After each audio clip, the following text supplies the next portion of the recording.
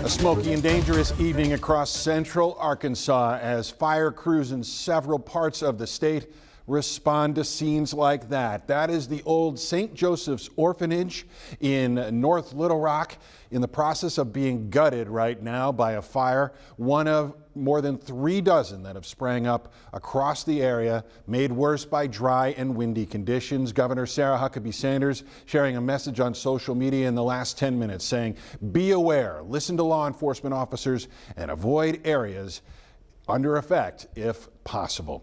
Good evening, I am Rolly Hoyt. Faith has the night off. We've got team coverage. We are in West Little Rock in 2 spots. We are in Southwest Little Rock, and we are alongside a closed highway in Jefferson County. Let's begin with TH11's Carter Thweet, right behind the Walmart that had a fire danger earlier this afternoon. Carter? Yeah, Rolly, just to give you a picture of where I'm at, to my right, you would have the Walmart on 700 South Bowman. To my left, you would have Timber Bend Drive, which is right off of Canis Road. And these woods that we're in is where this fire was and where it started. You can see from the ground here clear signs of where this was. We've also seen firefighters traipsing through here. I think far down the hill we see them spraying. I don't know if we can get that on camera, but what they've told us is things are pretty good here. As you can see, the fire is not what it once was, sending smoke billowing up here behind the Walmart. They said now they're just putting out little spots. A tiny little flame will pop up and they'll spray it. A little bit of smoke will pop up and they'll make sure they take care of that. But the fire here pretty much settled. Again, we're right off of Timber Bend Drive. This is a residential area, so scary moment for homeowners. And then it started to spread down towards the Walmart, where obviously that led to evacuations for Walmart workers and customers. But we're now told this is mostly taken care of. You may still see firefighters walking in behind me. Again, they're taking care of the little spots, but this fire behind the Walmart on 700 South Bowman, mostly contained at this point. We'll continue to update you as you learn more, but for now, Rolly, I'm going to send it back over to you. All right, Carter, thank you. That is a relief out there. Similar scene in Southwest Little Rock. People are being asked to evacuate. In one case, Catherine Rowley, right alongside a scene where fire got very close to a shopping center. Catherine. Hey, Rolly, I'm actually at the West Park Meadows apartment complex where, if you can see behind me, that is smoke from a grass fire that's got dangerously close to houses and an apartment complex. Those residents are evacuating out for their safety. Crews are mopping the hot spots. There aren't any structure fires that we know. I just asked a Little Rock police officer, and as of right now, there shouldn't be any structures. That information is still not entirely clear, but we don't think there is.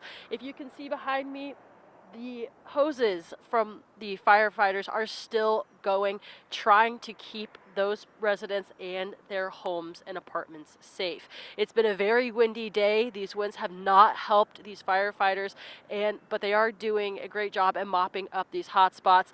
There are police all over the area blocking off entrances for people to stay out of the way. Again, there are residents evacuating out of this apartment complex. We're going to continue to monitor this situation, but Rolly, I'm going to send it back to you.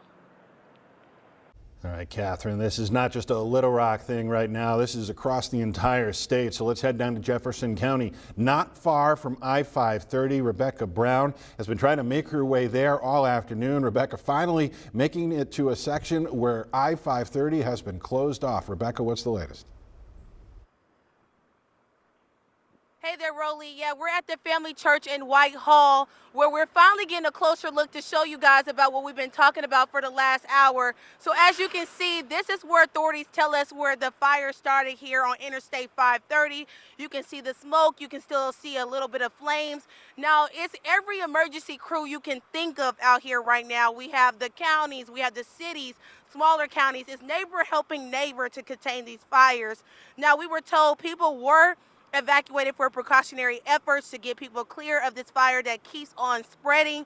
Authorities have told us they asked for air tankers and helicopters, but that was delayed due to the wind, because multiple fires have started here this afternoon, and their biggest one is this Interstate 530 that we've been seeing all day. So as you can see, you're looking at the video right now of Interstate 530, and that's the one that's actually started this, which has caused us to come out here today to warn you guys and let you know the latest information. Now, authorities tell us that this is the biggest fire of today down here, and they're just working with multiple agencies to get this. Now, the latest information we have been told is that they have opened up one lane southbound to let people go through. And as our photographer Bree is showing you, it's still crews working out here nonstop to get all this contained. Now, we will keep bringing you the latest information as we follow this story, but as my colleagues have shared, just please be safe and be aware and cautious of this situation. Back to you, Rolly. Well said, Rebecca. That was frightening footage there from that viewer sending it our way. Thank you for that. This is a live look at a car fire in Jacksonville on I-57. Any kind of fire right now poses a danger. This one's near Redmond Road. No word on if it has reached the grass or the woods nearby. We are keeping an eye on it. We'll update you if things get out of control there. Just in the last hour, we've learned smoke is building back up in that western Pulaski County fire that started on Monday. But so far, fire crews tell us it's just smoke. They feel they still have that fire under control. It is not reignited. It's burned nearly 2,000 acres over the last 48 hours. For comparison, that would be double the size of Lake Maumelle, about 5 miles to the north of where the fire took place. And while crews feel they've got the upper hand with these high winds and conditions, they are not taking any chances. Currently, the fire is 100% contained. We have had crews, along with the Forestry Commission, crews on site around the clock since the fire Monday afternoon, continuing to strengthen the fire lines around the fire, as well as keeping a watch to make sure the fire doesn't jump the line. And speaking of Lake Maumelle, Central Arkansas Water says it is fully prepared to handle all of the demands from these fires. The utility says all fire flows are normal right now and the treatment plants are at normal operations. To South Arkansas, crews in Camden battling several fires this evening. Viewer video from one of those scenes, an historic cabin complex. The police department confirming they are working with the fire department there to try and respond to these scenes.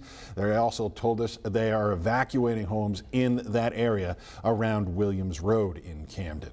Just in the last 30 minutes, we've also learned crews in North Little Rock battling that fire we showed you live off the top of the St. Joseph Center of Arkansas in North Little Rock. They tell us this is a structure fire, as you can see by these pictures from a viewer right in that area. And you can see the results from our live camera a moment ago. We've got a crew on the way there.